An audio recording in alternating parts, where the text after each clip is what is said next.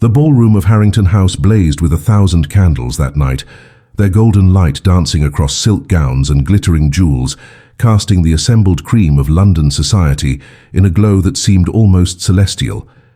But for Vivian Blackwood, newly minted Duchess of Ashford, the brilliance felt more like the harsh glare of judgment itself. She stood at the edge of the grand salon, her pale rose gown, purchased with her own family's merchant money, not from the empty Ashford coffers, suddenly feeling like a banner of her inadequacy. Around her, the whispers rose and fell like a poisonous tide. Lady Pemberton's fan snapped open with theatrical precision as she leaned toward the Countess of Wilmshire, their eyes fixed on Vivian with the cold assessment of predators circling wounded prey. The words carried clearly across the marble floor, designed to wound and meant to be heard. A merchant's daughter playing Duchess, a transaction in silk and desperation, the Ashford name sold to the highest bidder like common goods at market. Vivian's fingers tightened around her own fan until the delicate ivory stays threatened to snap, but she kept her chin raised, her expression serene, even as shame burned hot beneath her carefully powdered cheeks. This was not how she had imagined her presentation as the Duchess of Ashford would unfold. Only 3 months earlier, Vivian had stood in her father's study in Cheapside, surrounded by ledgers and the smell of merchant success, learning that her life had been bartered away as efficiently as a shipment of Indian spices. Thomas Blackwood had built his fortune from nothing, his trading company now one of the most profitable in England, but money could not buy what he craved most: entry into the world that sneered at him from behind closed doors. When Sebastian Thorne, the young Duke of Ashford, found himself drowning in the debts his gambling-addicted father had left like anchors around his neck, Thomas saw his opportunity. £50,000 to clear the ducal debts, restore the crumbling Ashford estates, and save the ancient title from complete ruin, all in exchange for one thing: Vivian's hand in marriage and the Blackwood name's elevation into the peerage through her children. Vivian had listened to her father's triumphant explanation with a numbness that started in her chest and spread through her limbs like winter frost. She was 23, plain-featured by society's cruel standards, too bookish and too earnest to have secured a proposal on her own merits. Her father presented this arrangement not as a sale, but as salvation, for Sebastian, for the family, and most importantly for her. What else did she have to hope for? So she had nodded, accepted, and prepared herself to become a duchess in name while remaining invisible in truth. The wedding had been a small cold affair in the Ashford family chapel, with Sebastian standing rigid beside her. His jaw clenched so tightly she could see the muscle jumping beneath his skin. He was handsome in that devastating way that made her chest ache. Dark hair that fell across his forehead, grey eyes like a winter storm, and a presence that commanded attention even in his reduced circumstances. But when he looked at her during the ceremony, Vivian saw nothing in those eyes but resentment and shame. He spoke his vows in a voice devoid of emotion, slipped the Ashford ring onto her finger with hands that never trembled, and turned away the moment the vicar pronounced them man and wife. There had been no wedding breakfast, no celebration. Sebastian had simply informed her that she would be taken to Ashford Manor in Kent, while he remained in London to oversee the restoration of his properties her money was now funding. She was a duchess, yes, but she was also dismissed, exiled to the countryside like an embarrassing secret, before the ink on the marriage certificate had even dried. Estou muito feliz que você esteja aqui comigo nesta jornada pela Inglaterra da Regência, onde o valor de uma pessoa raramente correspondia ao tamanho de sua fortuna, e onde o amor tinha o poder de reescrever as regras mais cruéis da sociedade. Se essas histórias de corações improváveis e vindicações impossíveis tocam sua alma como tocam a minha, por favor, inscreva-se no canal e deixe seu like. Cada gesto seu me incentiva a trazer mais dessas histórias para você. The 3 months Vivian spent alone at Ashford Manor had transformed her in ways she had not anticipated. The estate was beautiful in its decay, like a dowager duchess still clinging to the memory of her former glory. Gardens overgrown with wild roses, a library filled with leather-bound volumes coated in dust, servants who had stayed despite months of unpaid wages out of loyalty to a family that had employed their ancestors for generations. Vivienne threw herself into the work of restoration, with the same methodical intelligence she had once applied to her father's ledgers. She met with stewards and architects, prioritized repairs, negotiated with creditors her husband was too proud to face, and slowly, carefully, began to breathe life back into the dying estate. The servants, initially suspicious of the merchant's daughter who had bought her way into their world, began to soften as they watched her roll up her sleeves and work beside them, as they heard her defend their positions and secure their back pay from her own dowry funds. By the time Sebastian finally deigned to visit his country seat, Ashford Manor was transformed. The roof repaired, the gardens tamed, the household accounts balanced, and the staff paid and loyal. But when the Duke stepped out of his carriage and surveyed his restored inheritance, he did not thank her. He simply nodded once, his expression unreadable, and retreated to his study where he remained for the duration of his visit, emerging only for silent dinners where they sat at opposite ends of a long table like strangers forced to share a coach. Now standing in this glittering ballroom as the whispers swirled around her like a rising storm, Vivienne understood with perfect clarity that restoration of crumbling stone and overgrown gardens meant nothing to the world that mattered. She had saved Sebastian's estate, but she could not save his pride, and she certainly could not save herself from the contempt of a society that would never forgive her for being born to the wrong parents, for having the audacity to buy her way into their exclusive world. Lady Pemberton's voice cut through the music once more, this time without even the pretense of discretion, announcing to her entire circle that it was only a matter of time before the Duke came to his senses and found a way to rid himself of his unfortunate commercial encumbrance. And then, as if summoned by the cruelty itself, the crowds parted, and Vivienne saw him.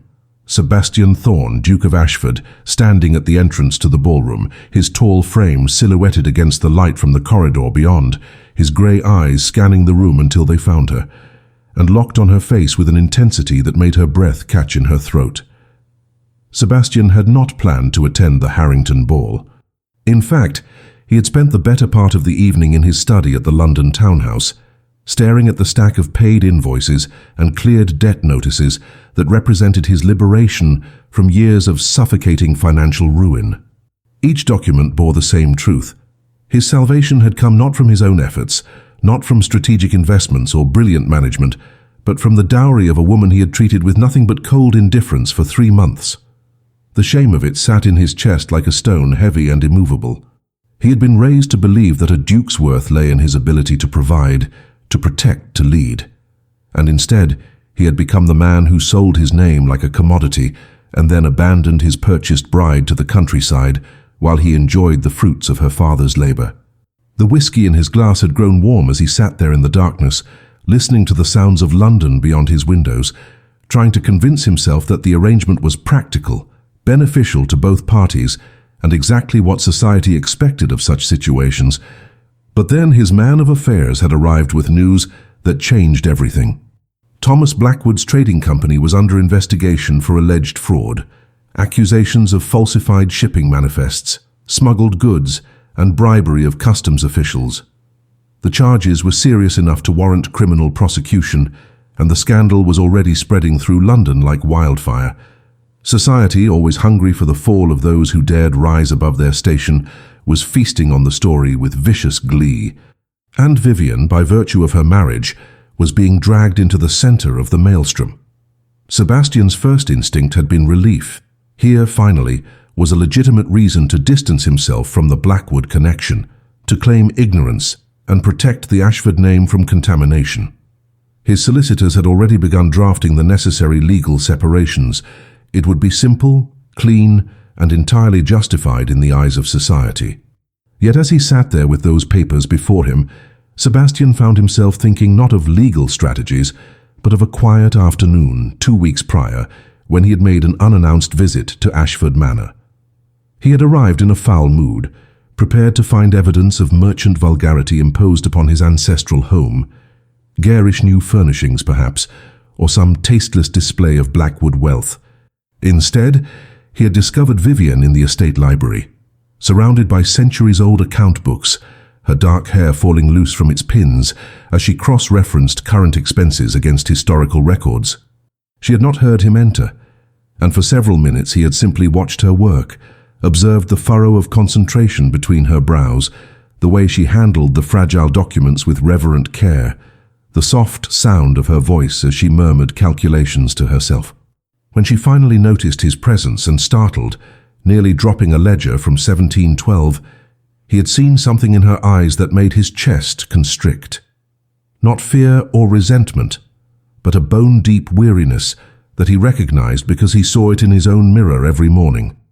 She had shown him, with quiet efficiency and no trace of pride, exactly how she had allocated the funds from her dowry. Not a penny had been wasted on frivolous luxuries or personal indulgences.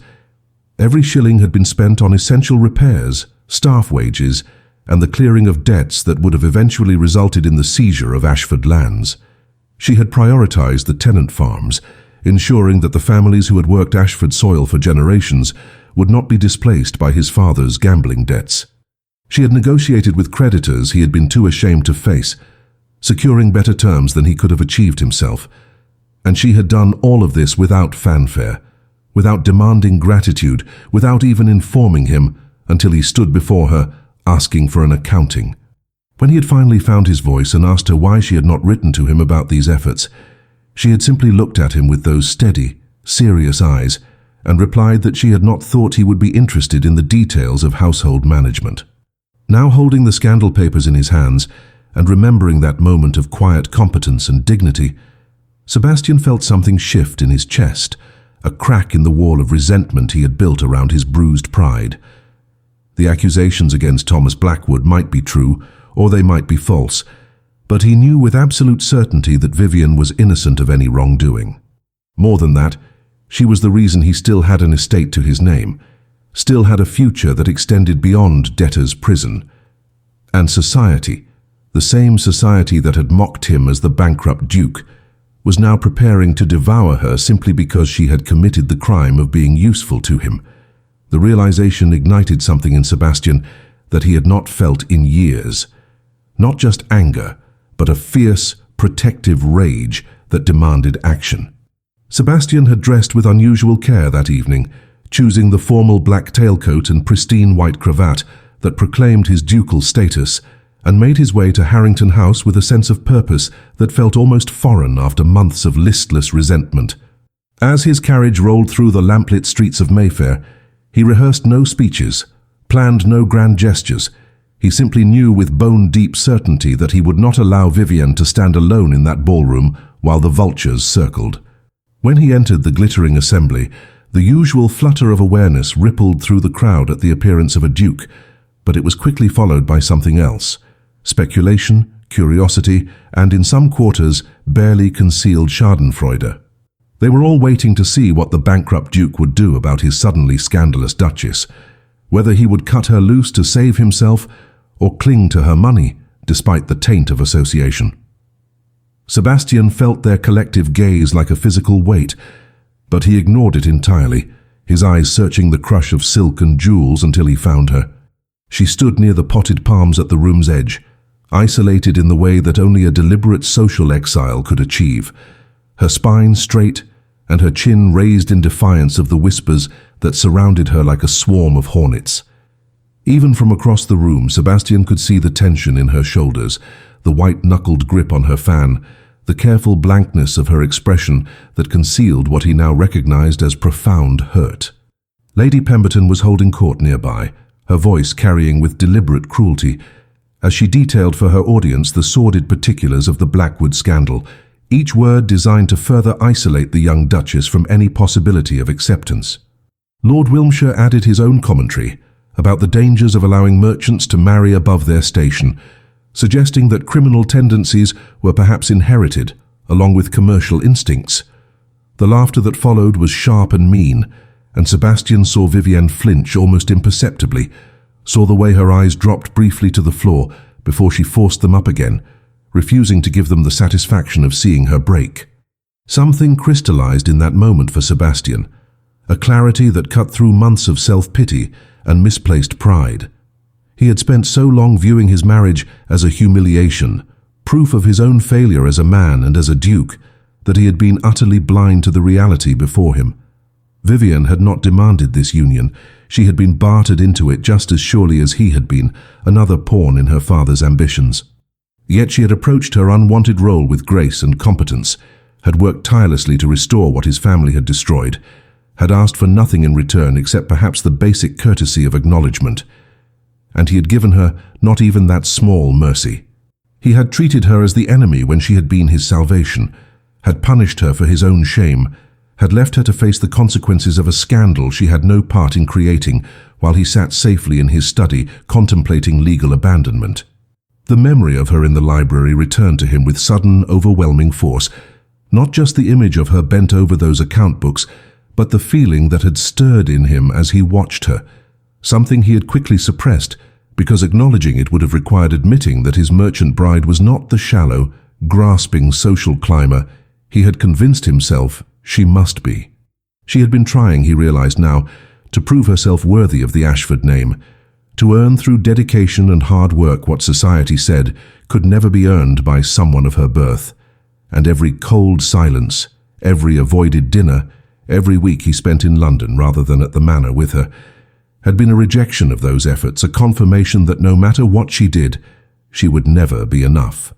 The weight of his own cruelty settled over Sebastian like a mantle, heavy and suffocating, but beneath it stirred something else, determination.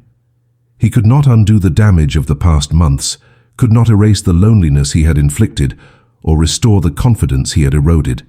But he could do what should have been done from the beginning. He could stand beside her, not as a resentful husband bound by financial necessity, but as a man who finally understood the worth of what he had been given. The scandal swirling around Thomas Blackwood would be investigated and resolved in time, but the immediate crisis was here, in this ballroom, where his wife stood alone against the concentrated malice of society. And Sebastian Thorne, Duke of Ashford, was done allowing others to define the value of the woman who wore his name. Sebastian moved through the crowd with deliberate purpose, his tall frame cutting a path through the assembled guests as conversations faltered and fell silent in his wake. He was acutely aware of every eye upon him, of the collective breath held in anticipation of his next move, but for perhaps the first time since inheriting his father's debts, along with his title, Sebastian found that he did not care what they thought. Let them watch, let them whisper, let them judge. Their opinions had never saved him from ruin, had never offered anything but mockery wrapped in false sympathy. Vivian, on the other hand, had saved everything that mattered, and she had done it without once making him feel small, despite having every right to do so. As he approached her, he saw the exact moment she registered his presence, saw the flicker of uncertainty cross her carefully controlled features, the instinctive tension that suggested she was bracing herself for another humiliation, perhaps expecting him to publicly distance himself from the scandal now attached to her family name. But Sebastian did not stop at a respectful distance, as propriety would have dictated for a couple in their particular circumstances. Instead, he came to stand directly beside her, close enough that his shoulder nearly brushed hers, a positioning that proclaimed unmistakable unity to everyone watching. He took her hand from where it clutched her fan, his fingers warm and firm around her cold ones, and he felt the tremor that ran through her at the unexpected contact, the way her eyes widened with something that looked dangerously close to hope before she shuttered it away behind learned caution. For a long moment, they simply stood there together in silence, his presence alone enough to shift the energy in the room, to transform her isolated exile into something else entirely, a statement, a declaration, a line drawn in the marble floor of Harrington House that separated those who understood loyalty from those who only understood expedience. Lady Pemberton's fan snapped shut with an audible crack, her expression shifting from smug satisfaction to confused irritation as she watched the Duke of Ashford claim his place beside his wife, rather than retreating from her, as everyone had anticipated. Lord Wilmshire cleared his throat uncomfortably, his earlier commentary about merchant criminals suddenly seeming less wise now that the Duke in question was staring at him with ice-cold grey eyes that promised consequences for careless words. The whispers began again, but this time they carried a different tone. Confusion, surprise, and in some corners, a grudging respect for a man willing to weather scandal rather than abandon his duchess. Sebastian felt Vivian's hand tighten around his, felt the question in her touch, the desperate need to understand what had changed, why he was here, what this sudden solidarity might mean for her immediate future, and perhaps for something more. He looked down at her then, really looked at her for perhaps the first time since their wedding day, and saw not the symbol of his humiliation, but a woman of remarkable strength who had been carrying burdens she should never have had to bear alone. Her dark eyes met his with a mixture of vulnerability and steel, the combination striking something deep in his chest that he had thought his father's legacy had killed years ago. There were questions he needed to answer for her, explanations she deserved, words that should be spoken in private where they could be honest and raw and real.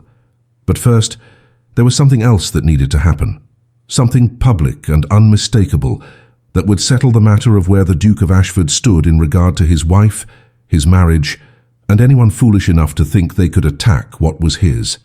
Sebastian raised his voice, not shouting but projecting with the natural authority of a man born to command, pitched to carry across the sudden hush that had fallen over the assembled guests. He announced that he had matters of importance to address regarding his family's honour, and the malicious falsehoods being circulated about the Duchess of Ashford, and he requested the attention of everyone present because what he had to say concerned them all. The ballroom, already quiet with anticipation, became absolutely silent, the musicians trailing off mid-note, every face turned toward the couple standing together beneath the crystal chandeliers, every ear straining to catch what the bankrupt Duke, no, the Duke whose bankruptcy had been cured by the very woman now under attack, would say in this moment that would define them both.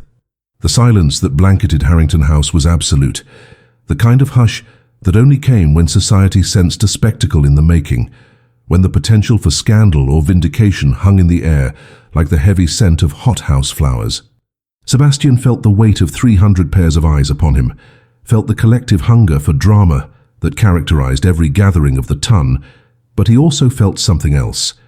Vivian's hand trembling in his, her breath shallow and quick beside him, her entire future balanced on whatever words he chose to speak next. For a man who had spent months avoiding precisely this kind of attention, who had retreated into bitter isolation rather than face the pity and mockery of his peers, this public exposure should have felt like torture. Instead, it felt like liberation, as if by choosing to stand in the light beside Vivian rather than hide in the shadows of his shame, he was finally becoming the man his title had always demanded he be. He began to speak, his voice steady and clear, cutting through the expectant silence with the force of absolute conviction. He addressed the assembly not as a supplicant seeking their approval, but as a duke, reminding them of fundamental truths they seemed to have forgotten in their eagerness to feast on scandal. He spoke of his father's gambling addiction, of the debts that had accumulated like poison in the Ashford accounts, of the creditors who had circled like wolves ready to tear apart an estate that had stood for 3 centuries. He did not spare himself in the telling. He acknowledged his own initial resentment of the marriage arrangement, his wounded pride at needing rescue, his retreat to London while his bride faced the wreckage of his inheritance alone. The admission rippled through the crowd like a stone thrown into still water, because dukes did not typically confess their failures in ballrooms, did not typically admit to anything that might diminish their carefully maintained facades of effortless superiority. But Sebastian was not finished, and his voice took on a harder edge as he continued, describing what he had found upon his return to Ashford Manor after those first months of self-imposed exile. He detailed Vivian's work with a precision that left no room for dismissal or diminishment. The tenant farms she had saved from foreclosure, ensuring that families who had worked Ashford land for generations would not be displaced by his father's mistakes. The historical repairs she had prioritized based on careful study of 3-century-old estate records, preserving not just buildings but legacy, the creditors she had negotiated with persona, securing terms that protected the Ashford name from the humiliation of legal action. He spoke of finding her in the library surrounded by account books, working by candlelight long after the household had retired, teaching herself the complexities of estate management, because she understood that the responsibility she had married into was not merely ceremonial but sacred. And he spoke of the staff, the loyal servants who had remained unpaid for months out of devotion to his family, how Vivian had personally ensured their back wages were settled from her own dowry funds before a single penny went toward furnishings or luxuries for herself. The faces before him were changing as he spoke, the smug certainty of Lady Pemberton's expression cracking into something like discomfort, Lord Wilmshire suddenly finding the pattern of the marble floor intensely fascinating, others shifting uneasily as they recognized the unflattering portrait his words were painting of their own eagerness to condemn. Sebastian pressed his advantage, his tone sharpening further as he addressed the current scandal directly. He acknowledged that Thomas Blackwood was under investigation, that charges had been levied against the Blackwood Trading Company, but he emphasized with cold precision that Vivian had no involvement whatsoever in her father's business dealings, had in fact not lived under her father's roof since their marriage 3 months prior. More importantly, he continued, even if every charge against Thomas Blackwood proved true, which remained to be determined by proper legal investigation rather than ballroom gossip, the crimes of a father did not transfer to a daughter, especially not to a daughter who had proven herself through action and dedication to be everything a duchess should be. He turned slightly then, angling his body toward Vivian while still addressing the assembled crowd, and when he spoke again, his voice carried a different quality entirely, something raw and honest that made several of the younger ladies sigh despite themselves. He told them that when he had married Vivian Blackwood 3 months ago, he had done so with resentment in his heart, and shame clouding his judgment, viewing her as a symbol of his own failure rather than seeing her as the remarkable woman she was. He had been blind, he admitted, blinded by pride and prejudice and the poisonous belief that worth could be measured by bloodlines rather than character. But his blindness did not change the truth that Vivian had saved not just his estate, but his honor, had restored what his own family had destroyed, and had done it all with a grace and dignity that put every person in this ballroom to shame, himself most of all. And if London society chose to condemn her for her father's alleged crimes, or for the misfortune of being born to merchant wealth rather than aristocratic poverty, then London society was revealing far more about its own bankruptcy of spirit than about any failing of hers. The ballroom had transformed into something resembling a courtroom, with Sebastian as both prosecutor and witness, his words stripping away the comfortable pretenses that allowed society to maintain its hierarchy of worth. He could see the discomfort spreading like a contagion through the assembled guests, could practically hear the internal calculations being made as people reassessed their positions, weighing the social cost of having openly mocked a duchess who now stood defended by a duke speaking with such devastating honesty. But Sebastian was not seeking their comfort or their approval.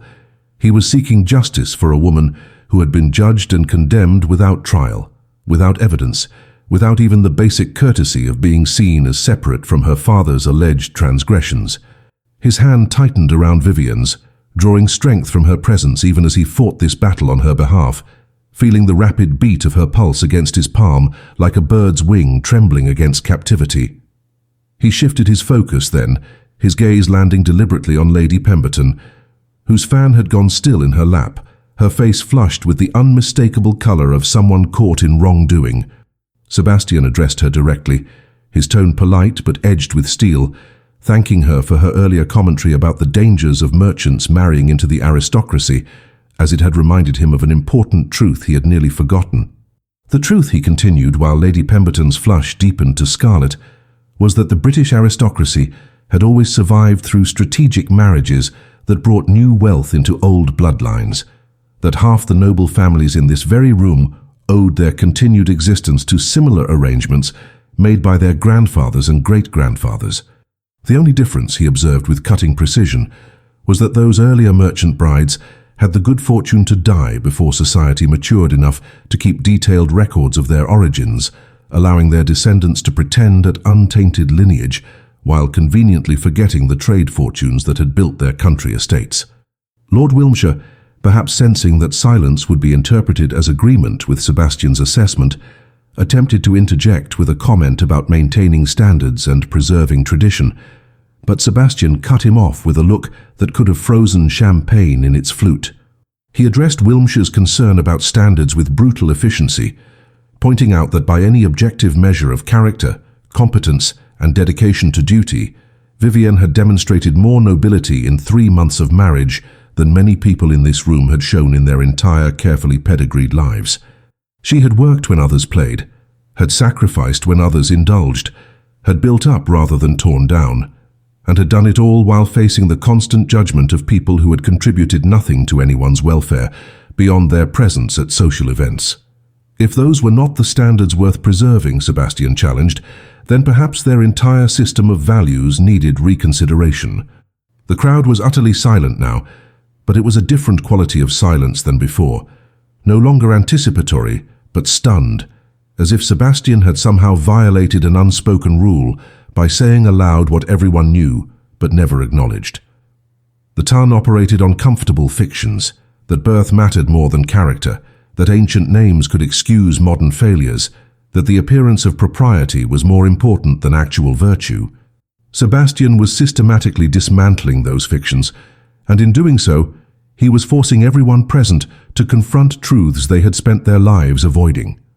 Several of the older matrons looked genuinely shaken, their worldviews cracking under the weight of logic they could not refute. The younger generation appeared divided between shock and something that looked almost like relief, as if Sebastian had given voice to doubts they had harbored but never dared express. But Sebastian was not done, because the most important part of his defense remained unspoken, the element that would transform this from a mere rebuttal of society's prejudices into something far more powerful and permanent. He turned fully toward Vivienne then, releasing her hand only to take both of hers in his, positioning them face to face in a posture that every person present recognized as profoundly intimate, reserved for private moments rather than public spectacle. Her eyes were bright with unshed tears, her lips parted slightly in surprise, and Sebastian saw in her expression the dawning realization that this was not simply a dutiful husband defending his wife's reputation for the sake of his own honor, but something far more significant, something that was changing even as they stood there beneath the crystal chandeliers with 300 witnesses holding their collective breath. Sebastian held Vivienne's gaze, those steady dark eyes that had faced months of his coldness without complaint, and he felt the final walls around his heart crumble into dust. He spoke to her directly now, his voice lower but still carrying across the hushed ballroom words meant for her but offered to society as irrefutable testimony. He told her that he had come to this ball tonight, prepared to defend her honor because it was his duty as her husband, because the scandal threatening her was unjust and cruel, because standing beside her was the right thing to do. But standing here now holding her hands, feeling her pulse racing beneath his thumbs, he realized that duty had nothing to do with what he actually felt, that somewhere in the past 3 months, perhaps in that library surrounded by ancient ledgers, perhaps in the reports from his steward about her tireless work, perhaps in the quiet dignity with which she had endured his rejection, duty had transformed into something far more dangerous and infinitely more precious. He told her, with 300 people bearing witness, that he had been a fool, not merely in his initial resentment of their arranged marriage, though that was certainly true, but in his fundamental misunderstanding of what marriage could be. He had thought it was a transaction, a legal arrangement that traded his name for her fortune, a business contract dressed in wedding vows.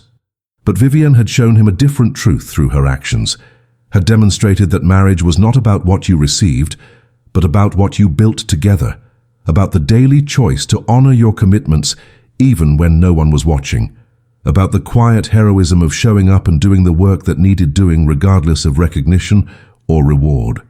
She had been building their future while he wallowed in his past, had been saving their shared legacy while he nursed his wounded pride, and the asymmetry of their efforts was a shame he would carry for the rest of his life. His voice roughened with emotion as he continued, abandoning all pretense of aristocratic reserve, speaking with a rawness that made several ladies reach for their handkerchiefs. He confessed that when he had first seen her standing alone in this ballroom tonight, isolated by society's cruelty, his initial impulse had been purely protective, anger at those who dared to attack someone under his protection. But as he had crossed the room toward her, as he had watched her hold her head high despite the whispers designed to break her, he had felt something shift inside him, something that went far beyond protection or duty or even respect. He had felt his heart recognize what his pride had refused to acknowledge, that Vivienne Blackwood was not simply a good duchess or a competent partner, or even an admirable woman, though she was all of those things. She was the person he wanted beside him, not because a contract demanded it, but because life without her steady presence had become unbearable, because her quiet strength had become essential to him in ways he was only beginning to understand. The tears Vivienne had been holding back began to slip down her cheeks, and Sebastian released one of her hands to gently brush them away with his thumb, the gesture achingly tender and completely unconscious of their audience. He told her that he understood if she could not forgive him for the coldness of these past months, for the loneliness he had inflicted, for treating her as a burden rather than the blessing she was. He understood that respect and affection could not be demanded or purchased, that they had to be earned through consistent action over time, and he had done nothing to earn hers. But if she would permit him, he would spend the rest of their lives proving that her faith in their marriage, the faith she had demonstrated through every repair she had authorized, every debt she had cleared, every morning she had woken up at Ashford Manor and chosen to try despite his absence, was not misplaced. And then, while the entire ballroom held its breath, Sebastian Thorne, Duke of Ashford, did something that no one present would ever forget. He went down on one knee before his wife in the middle of the Harrington House ballroom, her hands still held in his proud head bowed in a gesture of supplication that was utterly unprecedented for a man of his rank in such a public setting. Dukes did not kneel except before royalty, did not humble themselves before anyone, certainly not before wives they had already legally bound to them through marriage contracts and ceremonies. But Sebastian was rewriting those rules in real time, was demonstrating through this single act that Vivienne's worth superseded every tradition, every expectation, every comfortable hierarchy that society had constructed to maintain its own importance. He asked her, his voice clear and steady despite the vulnerability of his position, if she would do him the extraordinary honor of allowing him to truly be her husband, not in name only, not as a legal fiction, but as a partner, a protector, and if she could ever find it in her generous heart, perhaps someday as someone she might actually love. The ballroom existed in a state of suspended animation, as if time itself had paused to witness this impossible moment.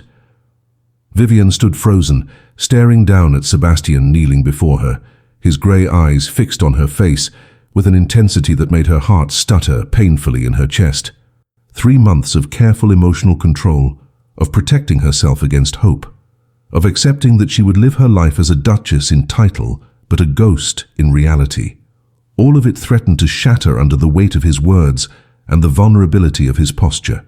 She had prepared herself for many possible futures when she had accepted this arranged marriage. Loneliness, certainly. Indifference, undoubtedly. Perhaps even eventual mutual respect, if she worked hard enough. But this, Sebastian on his knees before 300 witnesses, speaking of partnership and protection and the terrifying possibility of love, this had never entered her most desperate imaginings, and she found herself trembling with the enormity of what he was offering. Around them, the crowd had erupted into whispers that rose like a wave, shock and scandal and romantic speculation, all competing for dominance. Lady Pemberton looked as though she might actually faint, her fan fluttering uselessly, as she struggled to process a scene that contradicted everything she had confidently predicted mere minutes ago. Lord Wilmshire had gone pale, clearly calculating how badly he had miscalculated in his earlier dismissive comments about the Duchess. But most of the assembled guests wore expressions of stunned wonder, particularly the women, who recognized in Sebastian's gesture something profoundly rare. A man of unquestionable power choosing to make himself vulnerable, choosing to prioritize his wife's happiness over his own pride, choosing love over the comfortable emotional distance that characterized so many aristocratic marriages. Several young ladies were openly crying, clutching their mother's arms and whispering that this was the most romantic thing they had ever witnessed, while their mothers tried to maintain proper composure despite their own suspiciously bright eyes. Vivienne's voice, when she finally found it, was barely more than a whisper, but in the absolute silence of the ballroom it carried clearly to every corner. She told Sebastian that she did not need his apology, that she had never expected love from their arrangement, that she had understood from the beginning the terms of their transaction. But even as she spoke those words of release, of absolution, her tears continued to fall, betraying the deeper truth her generous nature tried to hide. She had hoped, despite everything, despite all her careful preparation for a life of duty without affection. She had hoped that perhaps if she worked hard enough, if she proved herself worthy enough, if she asked for nothing and gave everything, he might someday see her as more than the price paid for his salvation. And that hope had sustained her through cold dinners and empty weeks, and the crushing loneliness of Ashford Manor, even as she had tried desperately to convince herself it was foolish. Sebastian shook his head, his grip on her hands tightening with something close to desperation. He told her that she might not need his apology, but he needed to give it, needed her to understand that his coldness had never been about her inadequacies, but about his own shame, his own failure to see past his wounded pride to the extraordinary woman standing before him. He spoke of the afternoon in the library again, describing how watching her work had stirred something in him that he had tried to suppress because acknowledging it would have required admitting he had been wrong about everything. He confessed that he had stayed away from Ashford Manor not because he found her presence unwelcome, but because he had begun to find it far too welcome, had begun to look forward to their silent dinners and brief conversations, had begun to feel something that terrified him precisely because it was real and deep and had nothing to do with duty or obligation. He asked her again, still kneeling, still exposing himself to the judgment of society and the far more important judgment of his wife, whether she could forgive him, whether she could trust him, whether she might be willing to begin again, not as the Duke and Duchess performing their contractual obligations, but as Sebastian and Vivian learning to build something true. And Vivian, looking down at this proud, damaged, impossibly dear man, who had somehow transformed from her coldest critic to her fiercest defender in the span of a single evening, felt the last of her protective walls crumble. She pulled him to his feet with a strength that surprised them both, and then, in front of 300 shocked witnesses, she stepped forward and embraced her husband, her face pressed against his chest, her arms wrapped around him as if she might never let go, her answer given not in words, but in the complete surrender of her carefully maintained distance. Sebastian's arms came around Vivian immediately, instinctively, holding her with a fierce protectiveness that announced to everyone watching that the Duke of Ashford was no longer merely defending his wife's reputation, but claiming her as his in every sense that mattered. The embrace lasted far longer than propriety permitted, long enough that the whispers shifted from scandal to something softer, long enough that even the most cynical observers began to believe they were witnessing not a performance, but a genuine transformation. When they finally stepped apart, Sebastian kept one arm firmly around Vivian's waist, anchoring her to his side in a posture that proclaimed unmistakable unity and possession. He turned back to face the assembled crowd, and his expression had shifted from vulnerable supplicant to something far more commanding, the Duke of Ashford reminding society exactly who held power in this room and what would happen to anyone foolish enough to continue their attacks on his Duchess. He announced, his voice carrying the absolute authority of his rank, that he expected every person present to remember this night and to share what they had witnessed with anyone who had not been fortunate enough to attend. He wanted all of London to know that the Duchess of Ashford had his complete confidence, his absolute loyalty, and his devotion, and that any insult directed at her would be considered an insult to him personally, with all the consequences such an offence would entail. He reminded them that the Ashford name, while temporarily embarrassed by his father's debts, still carried considerable weight in both social and political circles, and that he was perfectly willing to use every advantage that name provided to defend his wife's honour. The threat, delivered in perfectly polite tones, landed with the force of a hammer, and Sebastian watched with satisfaction as several of the more vocal critics suddenly found themselves intensely interested in their champagne glasses, in the chandelier above, in anything except the Duke's penetrating grey stare. But Sebastian was not content merely to defend through intimidation. He wanted vindication, wanted society to actively embrace what they had tried to reject. He announced that he and Vivian would be hosting a ball at the restored Ashford House in 3 weeks' time, a celebration of both their marriage and the successful restoration of the Ashford estates, and he expected attendance from every family of consequence in London. The invitation was not a request but a command, delivered with the confidence of a man who knew that refusing a duke's direct invitation would carry social consequences few families could afford. More than that, he continued, the ball would serve as Vivian's proper introduction to society as the Duchess of Ashford, an introduction she should have received 3 months ago had he not been too consumed by his own wounded pride to provide it. He intended to remedy that failure by ensuring that every important family in England recognized and respected her position, and he trusted that everyone present tonight would help facilitate that recognition. Lady Pemberton, reading the political winds with the survival instinct of a career social manipulator, was the first to step forward.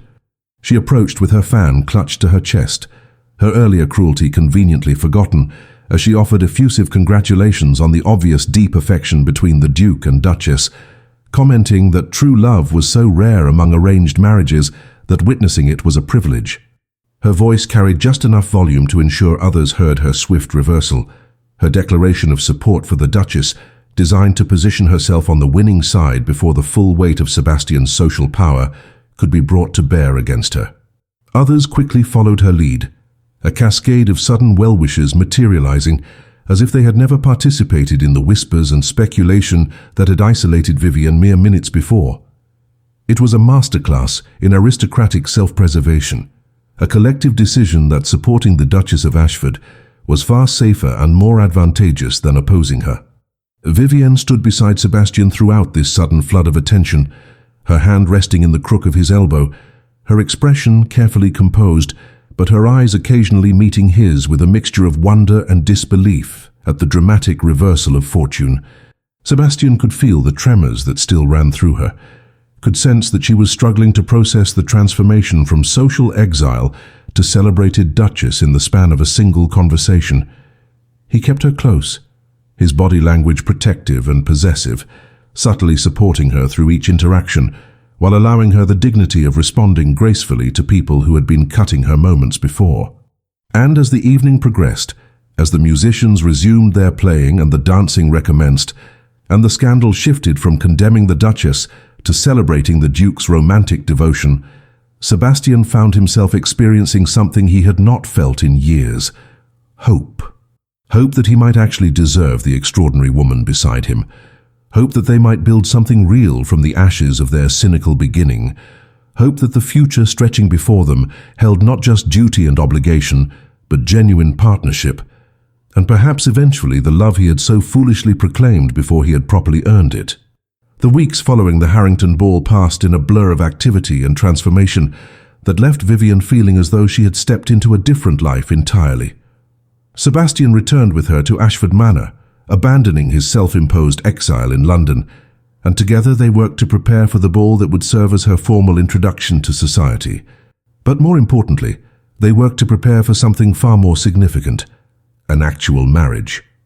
Sebastian approached this second courtship with the same intensity he brought to everything, determined to know his wife not as a convenient solution to his financial problems, but as a complete person with thoughts and preferences and dreams she had never been asked to share. They spent long afternoons in the library, where he listened to her explain the intricacies of estate management she had taught herself, and evenings in the music room, where she played the pianoforte with a skill that had been cultivated in a merchant household, but rivaled any aristocratic accomplishment. He learned that she loved history, that she had opinions on agricultural reform, that she possessed a dry wit she had kept carefully hidden beneath proper Duchess behavior, and with each discovery, he fell more completely into something that felt remarkably like the love he had prematurely declared. The investigation into Thomas Blackwood's business dealings concluded just days before the Ashford ball. The charges dismissed when a disgruntled former employee confessed to fabricating evidence in retaliation for his dismissal. The vindication was complete and public, reported in all the major newspapers, but by then it hardly mattered.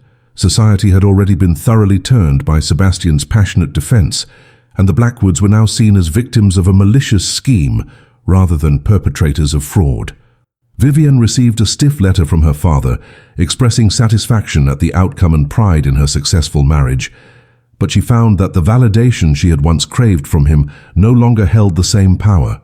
She had found something more valuable in Sebastian's steady presence, in the way he looked at her, as though she were the most fascinating person in any room, in the quiet comfort of being truly seen and appreciated for who she was, rather than what she represented.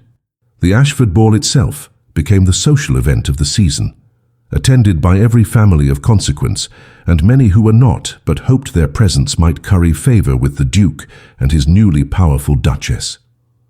Vivian wore a gown of deep sapphire silk that matched her new confidence, and she danced the opening waltz with Sebastian, while 300 guests watched with admiration rather than skepticism. Lady Pemberton, now one of Vivian's most vocal supporters, declared loudly that the Duchess of Ashford was a credit to her title and a model for all young women seeking to make good marriages.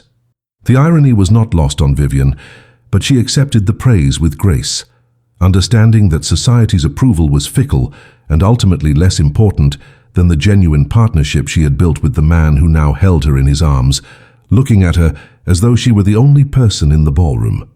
In the months and years that followed, the story of the bankrupt Duke and his merchant bride became the stuff of legend, whispered about in drawing rooms and recounted to wide-eyed debutantes as proof that true love could overcome even the most cynical of arrangements. Sebastian proved himself an exemplary duke, using Vivian's business acumen and his own political connections to not only maintain but expand the Ashford holdings, and together they became known as one of the most formidable couples in English society. They had 3 children, 2 sons who inherited their mother's intelligence and their father's intensity, and a daughter who possessed the best qualities of both parents. Vivian became a patroness of schools for merchant daughters, using her position to create opportunities for girls like she had once been, while Sebastian leveraged his influence to champion reforms that recognized merit alongside breeding. Their marriage, which had begun as a transaction born of desperation, transformed into something that inspired others to believe that worth was not determined by birth but by character, that second chances were possible, and that love could grow in even the most unlikely soil. And so, dear listener, if you find yourself in a position where the world has judged you unworthy, where your value is dismissed because of circumstances beyond your control, where you are made to feel invisible or less than by those who claim superiority through accident of birth, remember Vivian Blackwood. Remember that your true worth is not determined by society's narrow definitions, but by the strength of your character, the quality of your actions, and the depth of your heart. Remember that the right person will see you, truly see you, not for what you can provide, but for who you are. And remember that vindication, when it comes, is sweetest not as revenge against those who dismissed you, but as the quiet satisfaction of building a life so full of love and purpose that their opinions cease to matter at all. Your worth was never in question, even when others failed to recognize it. Hold fast to that truth, and wait for the moment when someone finally opens their eyes and sees what was there all along. Someone absolutely extraordinary, worthy of every happiness, deserving of every dream. Your story is not yet finished, and the best chapters may still be waiting to be written.